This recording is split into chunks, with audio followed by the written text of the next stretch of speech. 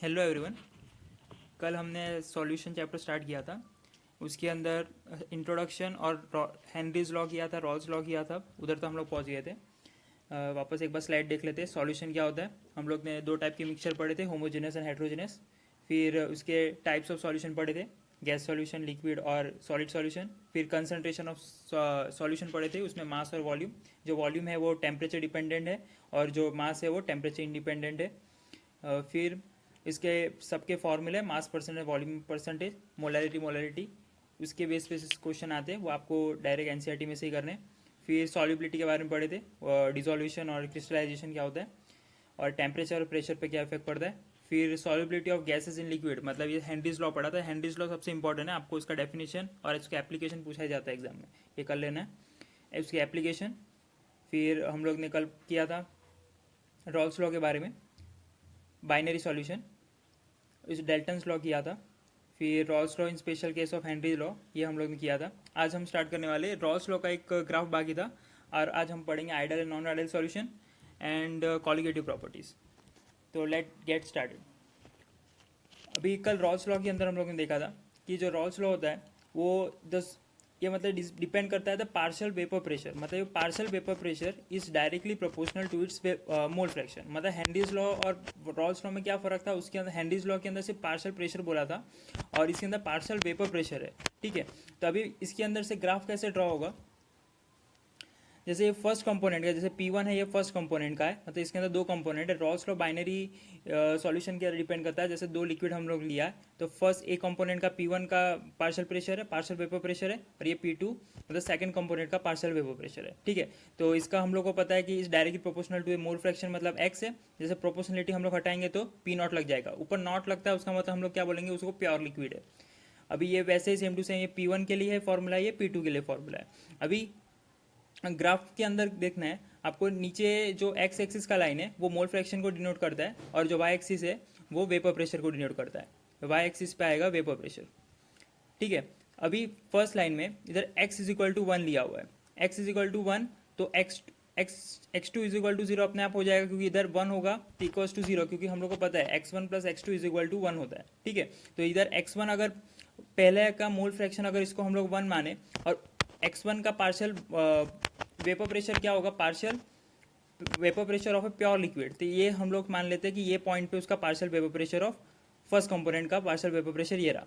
ठीक है, वैसे सेम टू सेम x2, ये वाले पे इसका x2 1 होगा तो इधर x1 0 होगा, और x2 का partial vapour pressure of pure liquid हम लोग मान लेते हैं ये पॉइंट पे हम लोग का partial vapour pressure of pure liquid ये है। अभी हम लोग ये दो लाइन को इधर से ज्वाइन कर लिया, ये दो P1 प्लस P2 हम लोग को पता है, Dalton according to the Dalton's law P total is equal to P1 plus P2 होता है, तो डेल्टन लॉ से हम लोग को ये पता चल गया।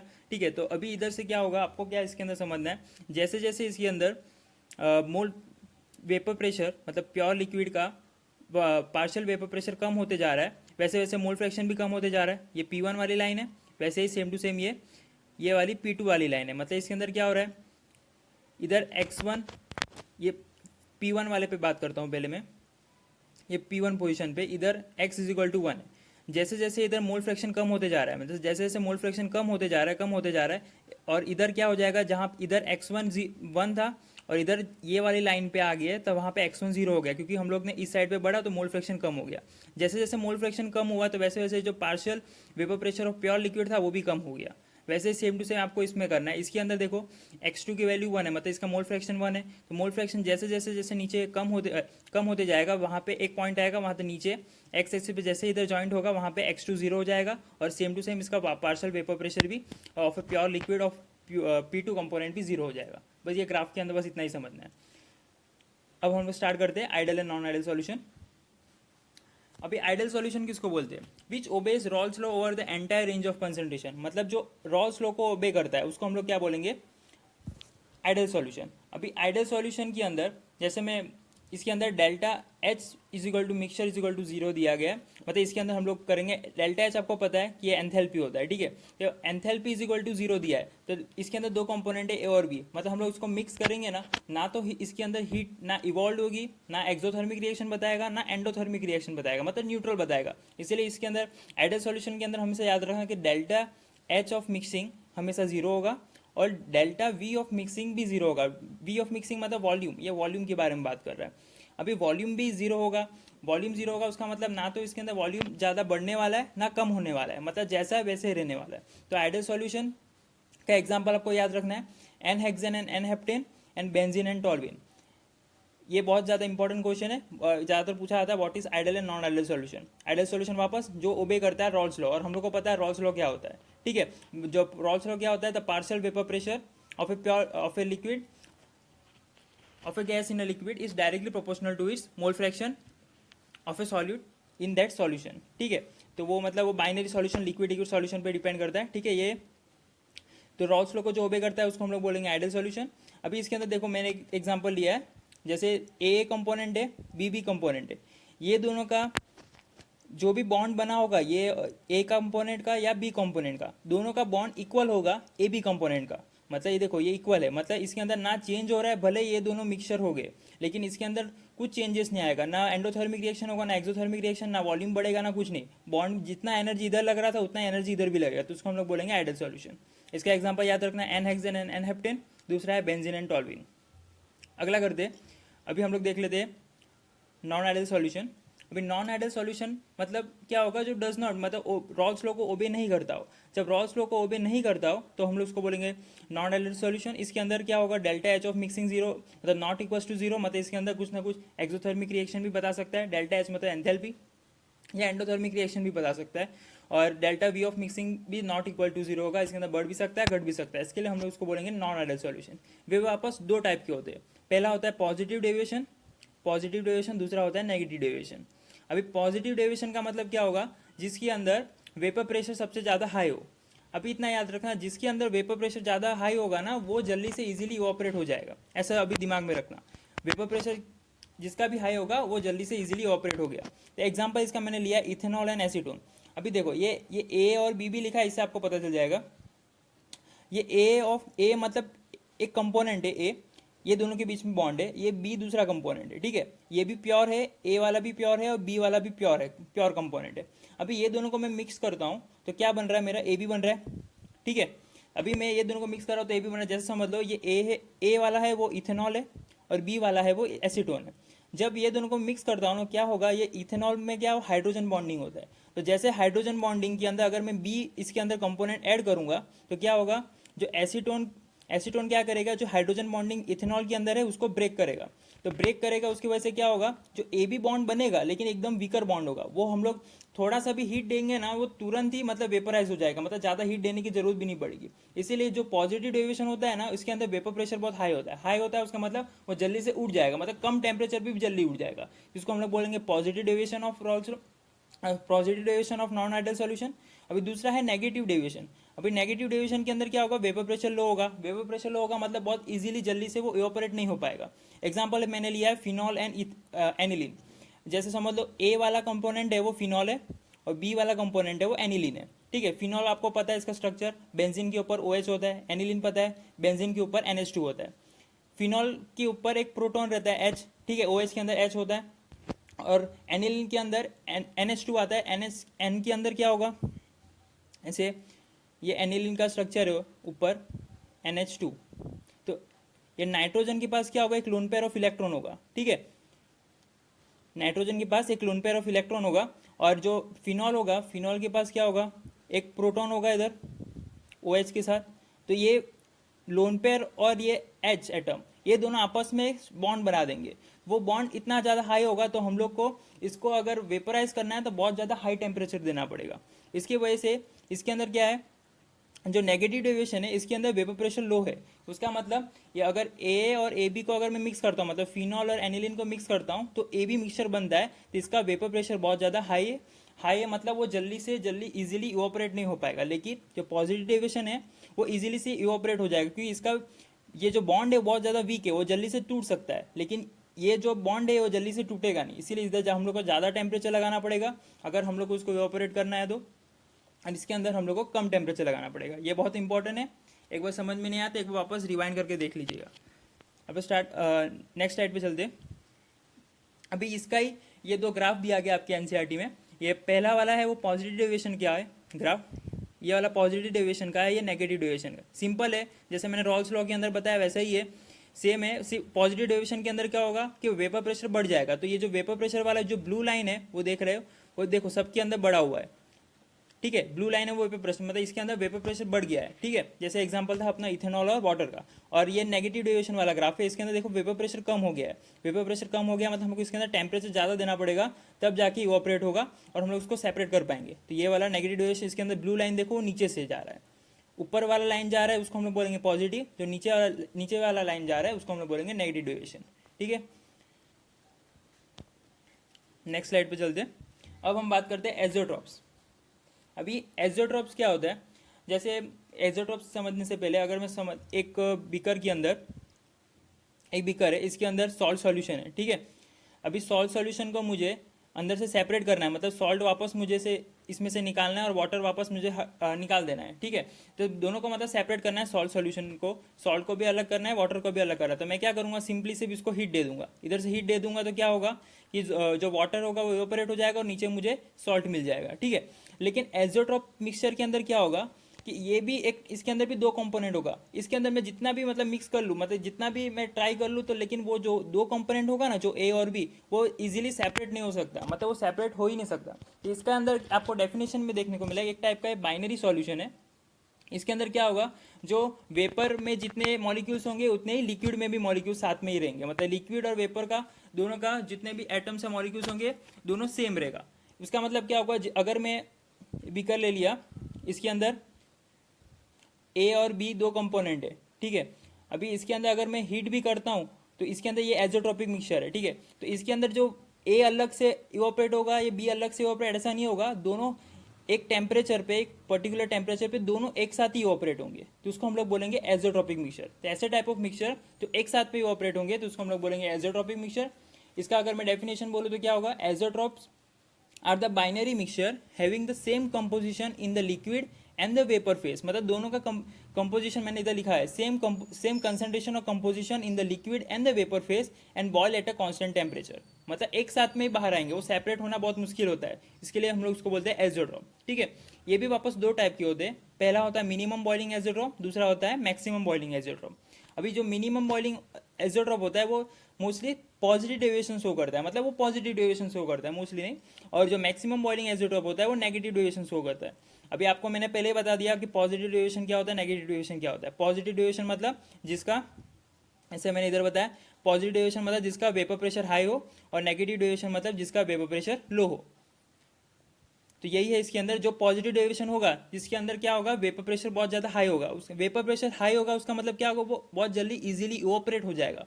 इजीली इवोपरेट हो जाएगा मतलब हम लोग को इसके अंदर कम टेम्परेचर देना पड़ेगा या रूम टेम्परेचर पे भी इवोपरेट हो जाएगा, ठीक है। तो मतलब थोड़ा तो टेम्परेचर देना पड़ेगा, डिपेंड करेगा कौन सा हम लोग सॉल्यूशन ले रहे हैं जो भी है, ठीक है, कौन सा हम लोग एज़ोट्रॉपिक मिक्सचर ले रहे हैं। मतलब हम लोग कम टेम्परेचर पे जितना देना चाहिए उससे कम टेम्परेचर पे अगर वो इवोपरेट हो जाए उसको हम लोग बोलेंगे मिनिमम बॉइलिंग एज़ोट्रॉप मिक्सचर।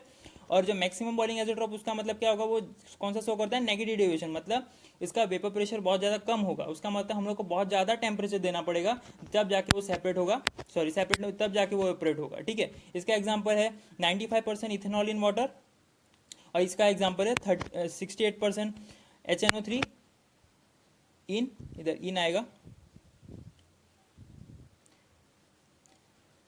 इन 32% वाटर, ठीक है। तो आपका ये एज़ोट्रॉप वाला भी टॉपिक क्लियर हो गया। अब नेक्स्ट टॉपिक की तरह चलते हैं, colligative properties.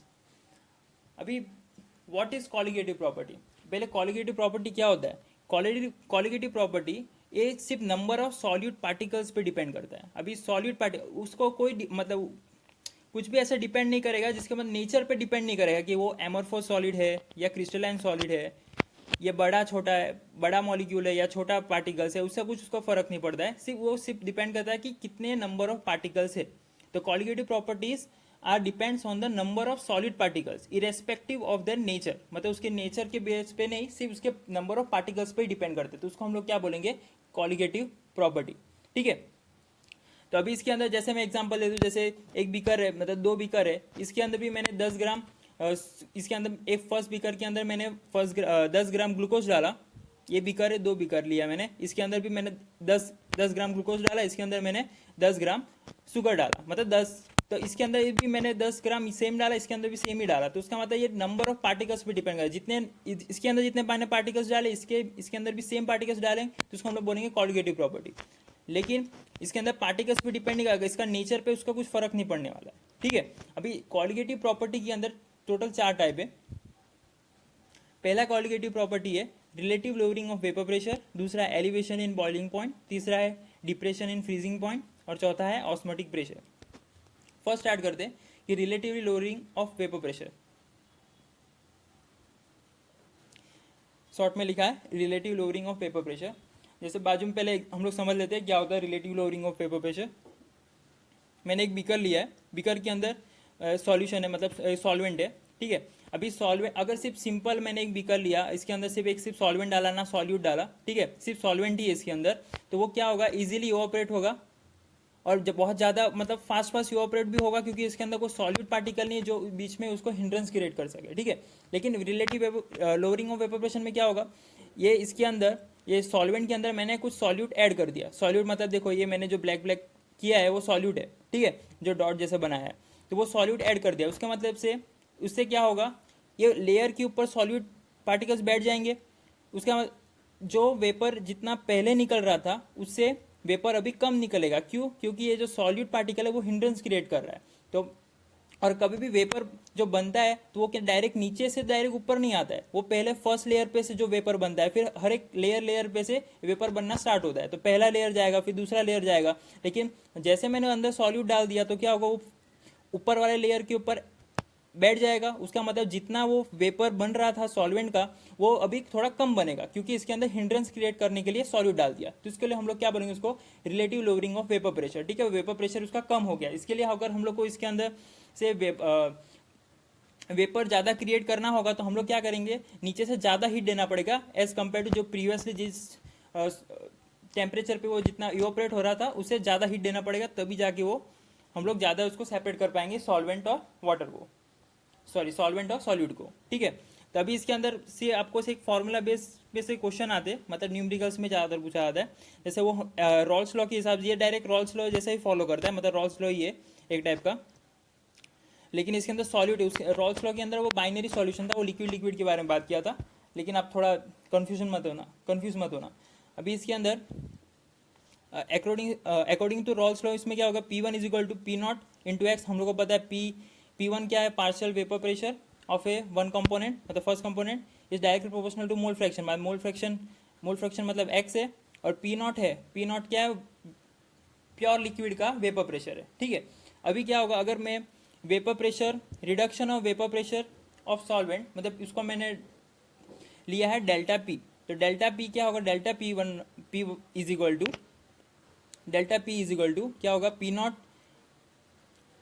Of 1 minus P1 मतलब सॉल्यूशन का है, पी नॉट मतलब प्योर लिक्विड का है, ठीक है। मतलब इसके अंदर कुछ ना कुछ सॉल्यूट ऐड किया हुआ है, इसके अंदर सॉल्यूट ऐड किया गया है, लेकिन प्योर ये प्योर कंपोनेंट का है, ठीक है। तो delta not is equal to ये दोनों का मतलब प्योर माइनस सॉल्यूशन को माइनस किया हुआ है, ठीक है। अभी क्या किया है, जो डेल्टा P1 है इसका वैल्यू हम लोग का ये आया, तो मैंने इसकी जगह पे डेल्टा P की जगह पे ये वैल्यू मैंने रिप्लेस कर दिया, ठीक है।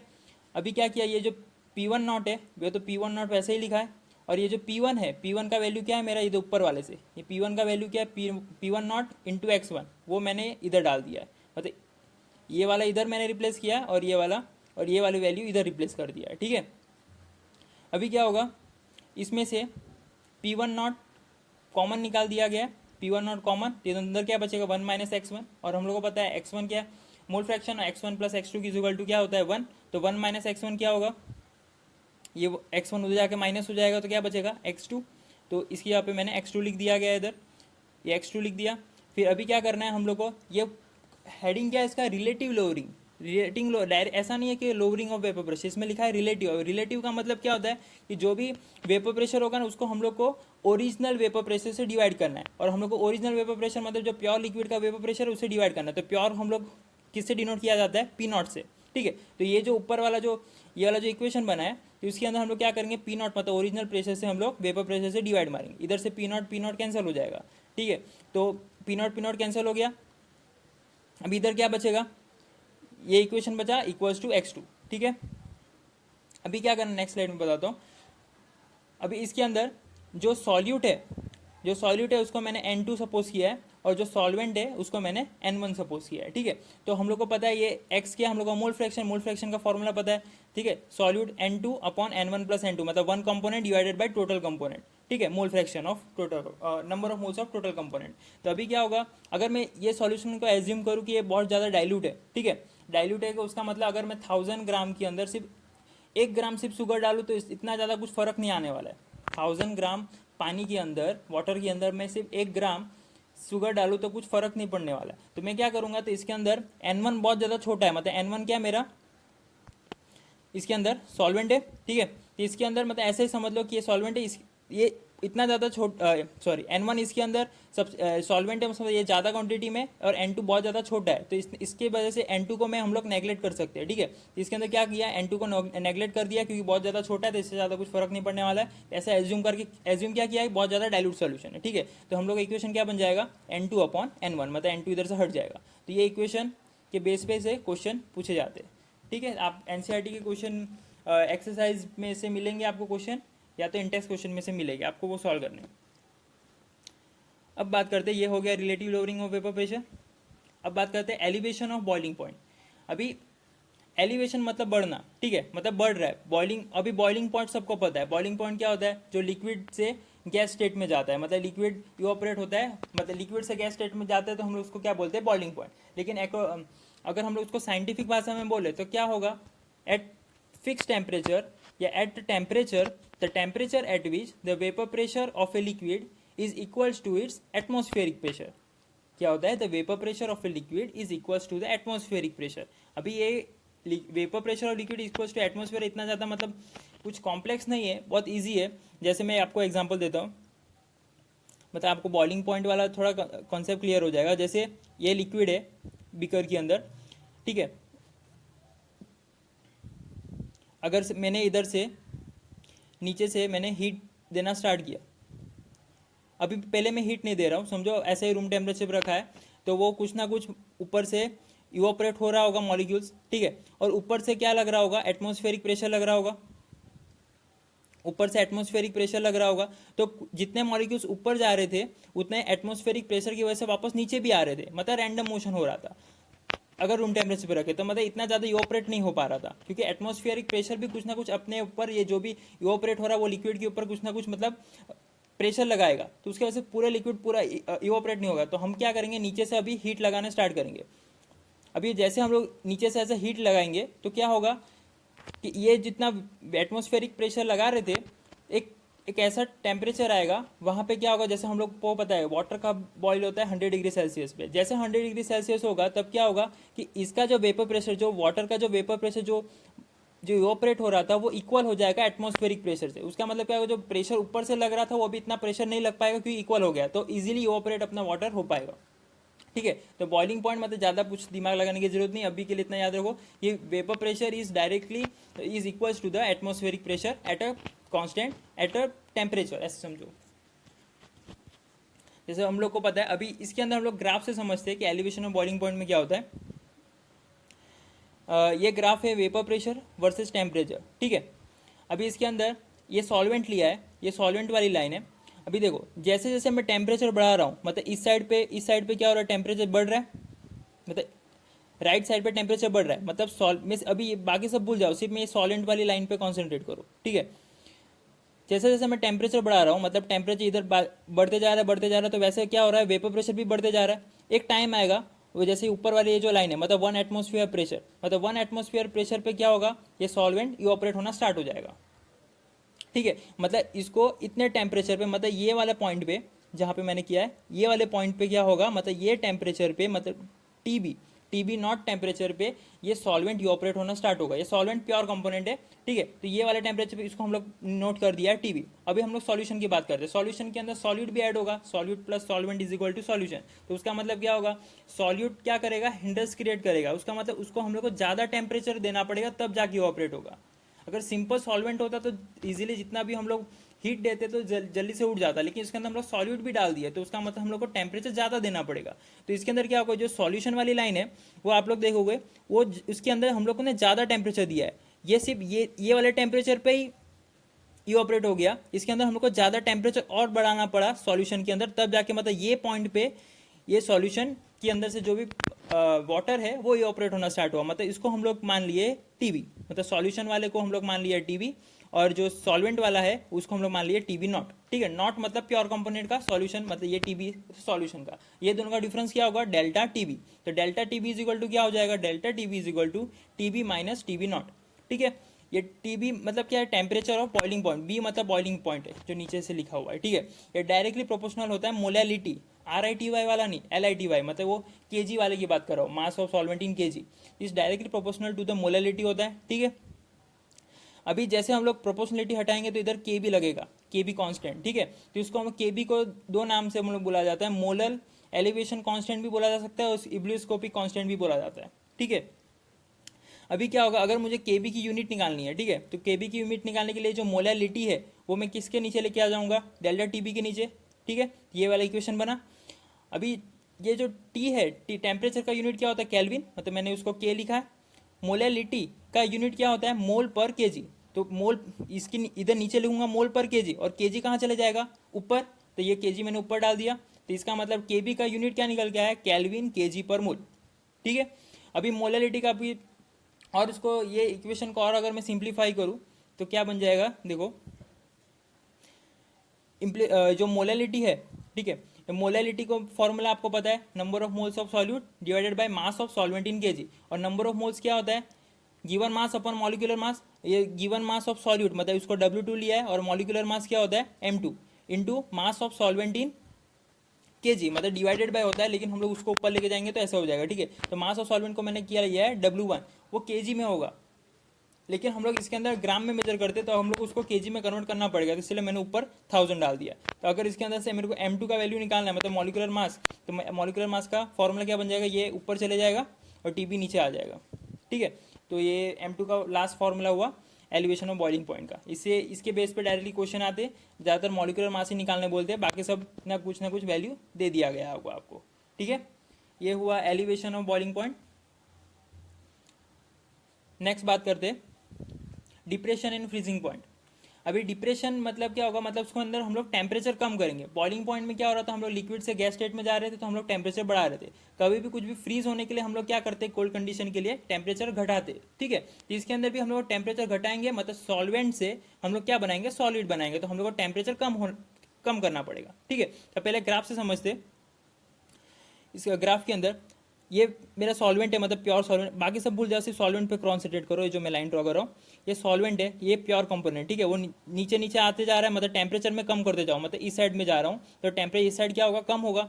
टेम्परेचर कम हो रहा है, इधर क्या हो रहा है, वेपर प्रेशर भी कम हो रहा है, तो इधर नीचे नीचे आया, मतलब एक टाइम इधर आएगा जहाँ पे इधर लाइन किया है, वहाँ पे क्या होगा, सॉलिड बनना स्टार्ट हो जाएगा। मतलब ये पॉइंट को मैंने डिनोट कर दिया गया है TF नॉट मतलब प्योर कंपोनेंट का है। ठीक है, मतलब ये पॉइंट पे क्या होगा, सॉलिड बनना स्टार्ट हो जाएगा, किसका, प्योर सॉल्वेंट का। ठीक है, मैंने टेम्परेचर कम, क्योंकि टेम्परेचर कम करेंगे तभी तो सॉलिड बनेगा, वैसे वैसे वेपर प्रेशर भी कम होते जाएगा जैसे जैसे नीचे जाते जाऊंगा।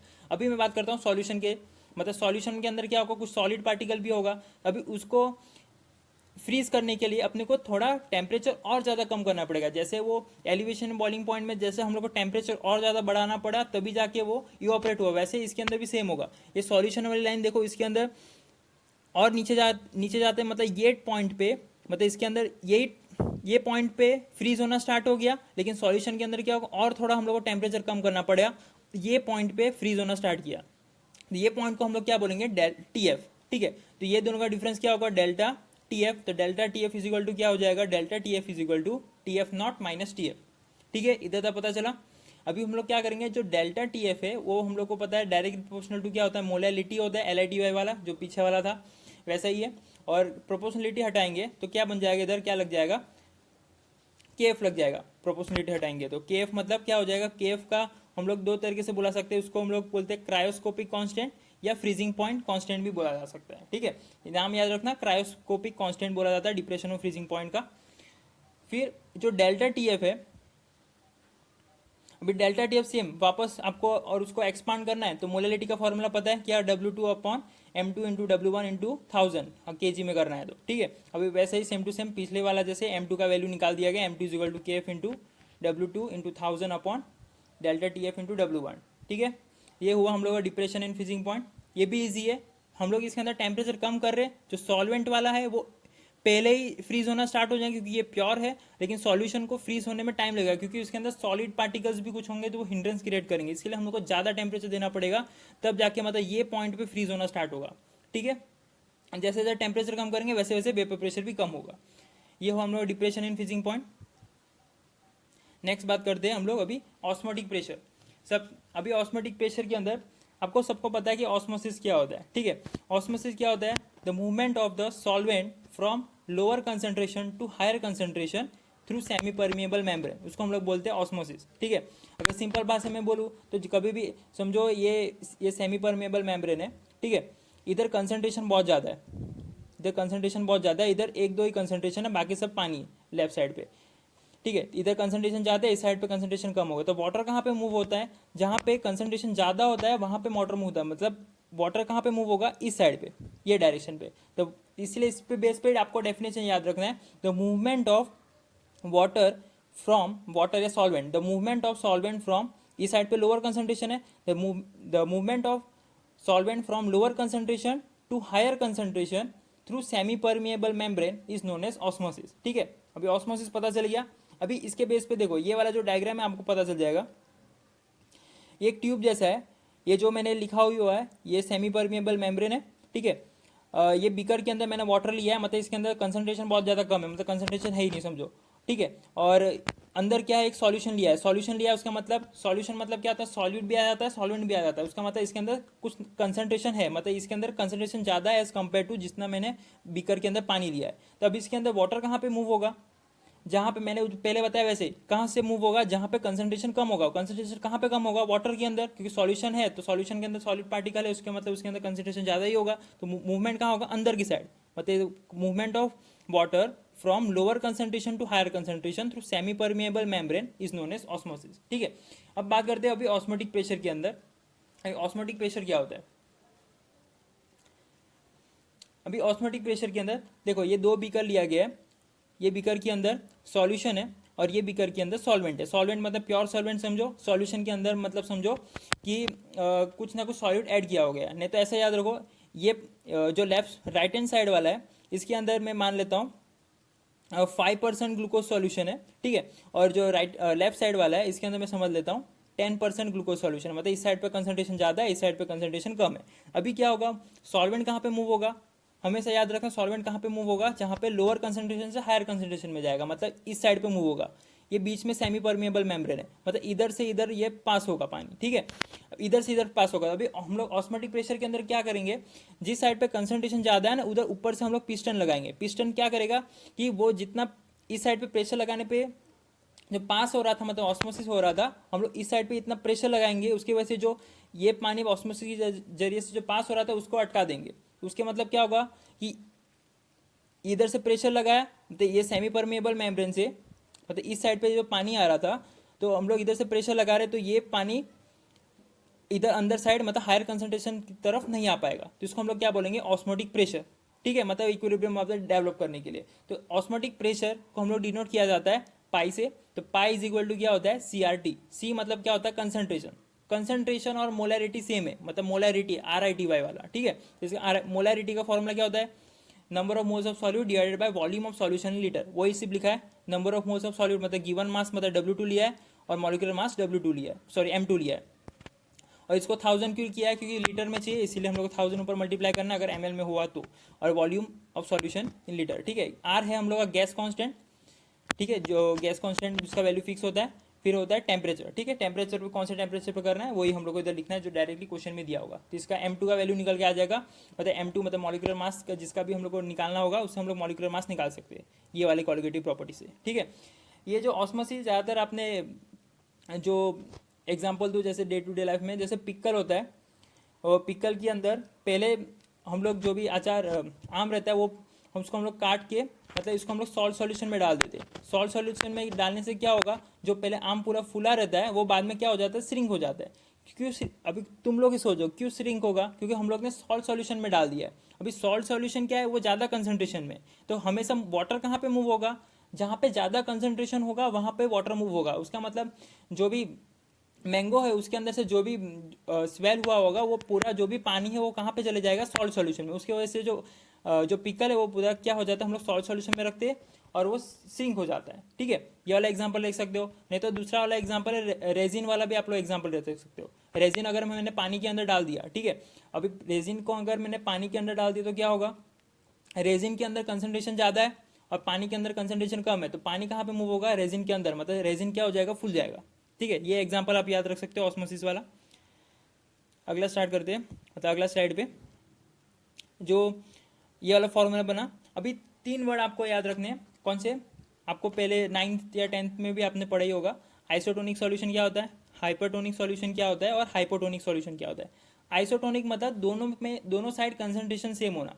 मतलब मतलब एक सेमी परमियम मेम्ब्रेन है, इधर भी कंसंट्रेशन सेम होगा और इस साइड पे भी कंसंट्रेशन सेम होगा। उसके वजह से क्या होगा, इक्विलिब्रियम डेवलप होगा। जितना इधर मूव हो रहा है उतना इधर भी मूव होगा। मतलब ना तो इस साइड पे ना बढ़ेगा ना घटेगा, तो मतलब कंसंट्रेशन सेम होगा। तो उसको हम लोग क्या बोलेंगे, आइसोटोनिक सॉल्यूशन। एग्जांपल है 0.9% weight by volume NaCl solution. ये ज़्यादातर अपने बॉडी के अंदर दिया जाता है। जो अपने बॉडी के अंदर जो वेन्स के अंदर जो भी इंजेक्शन डाला जाता है या इन्फ्यूजन डाला जाता है, जैसे ग्लूकोज सॉल्यूशन या जो भी हो, तो ये 0.9% वेट बाय वॉल्यूम सॉल्यूशन में ही डाला जाता है, क्योंकि अपने बॉडी के ऑस्मोटिक प्रेशर से मतलब मैच करने के लिए। ठीक है, दूसरा एग्जांपल है, सॉरी दूसरा टॉपिक है मतलब हाइपरटोनिक सॉल्यूशन। अभी हाइपरटोनिक में क्या होगा, हाइपर मतलब ज़्यादा।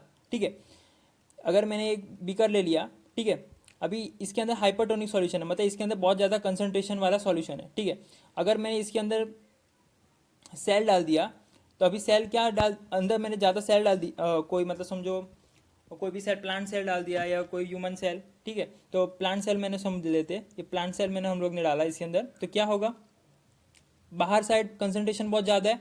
उसका मतलब क्या होगा, अंदर का पार्टिकल बाहर साइड आएगा। नहीं तो ऐसे समझो रेजिन वाला याद रखो, बहुत ज़्यादा कंसंट्रेशन बहुत ज़्यादा बाहर ज़्यादा साइड है। ठीक है, अभी इसके अंदर मैंने रेजिन डाल दिया, अभी रेजिन डाल दिया तो कंसंट्रेशन ज़्यादा, हाइपरटोनिक में क्या होगा, बाहर साइड कंसंट्रेशन ज़्यादा है, तो अंदर वाटर कहाँ पे मूव होगा, अंदर से बाहर। ये रेजिन मत याद रखो, ये जो ग्रेप्स होता है उसको याद रख सकते हो। ठीक है, तो इसको हम लोग क्या बोल सकते हैं, हाइपरटोनिक सॉल्यूशन। मतलब इसके अंदर क्या होगा, अगर जो भी सॉल्यूशन है, जो भी हम लोग बाहर से जो भी सेल ले रहे हैं, जो भी ले रहे हैं, इसके अंदर हाइपरटोनिक के अंदर जो सॉल्यूशन होगा उसके अंदर कंसंट्रेशन ज़्यादा होगा। ठीक है, वापस बता देता हूँ, कन्फ्यूजन होगा नहीं तो। ये बीकर है, ठीक है, इसके अंदर सॉल्यूशन के अंदर कंसंट्रेशन बहुत ज़्यादा है। अभी अगर मैंने कोई भी इसके अंदर सेल या कुछ भी डाल दिया, ठीक है, अभी कंसंट्रेशन इसके अंदर मैंने ज़्यादा है, तो उसका मतलब पानी कहाँ पे मूव होगा, जहाँ पे कंसंट्रेशन ज़्यादा है उस साइड पे पानी मूव होना चाहिए। ठीक है, तो अंदर से बाहर जाएगा, मतलब ये जो भी मैंने डाला है इसके अंदर ये पूरा श्रिंक हो जाएगा। ठीक है, तो किसके अंदर होगा, हाइपोटोनिक सॉल्यूशन के अंदर। और हाइपोटोनिक सॉल्यूशन के अंदर क्या होगा, हाइपोटोनिक मतलब हाइपो मतलब कम, मतलब ये जो कंसंट्रेशन है सॉल्वेंट का बहुत ज़्यादा कम है, उसका मतलब इसके अंदर अगर मैंने सेल डाल दिया या कुछ भी मैंने डाला तो उसके अंदर क्या होगा, और मूवमेंट कहाँ पे होगा, बाहर से अंदर, मतलब कम कंसंट्रेशन से अंदर वाला ज़्यादा कंसंट्रेशन होगा, मतलब अंदर जाएगा। मतलब ये वाला एग्जांपल समझ सकते हो, रेजिन वाला एग्जांपल, मतलब बाहर से अंदर जा रहा है क्योंकि हाइपोटोनिक सॉल्यूशन है। ठीक है, एक बार आप रीड मारना, आपको समझ में आ जाएगा कि कंसंट्रेशन, ये आइसोटोनिक सॉल्यूशन आपने 9-10 में पढ़ा ही होगा। आइसोटोनिक सॉल्यूशन किसको बोलते हैं, हाइपोटोनिक किसको बोलते हैं और हाइपोटोनिक किसको बोलते हैं। ठीक है, और अगले वीडियो में मैं एबनॉर्मल मोलर मास और आगे का टॉपिक पढ़ाऊंगा। और थैंक यू।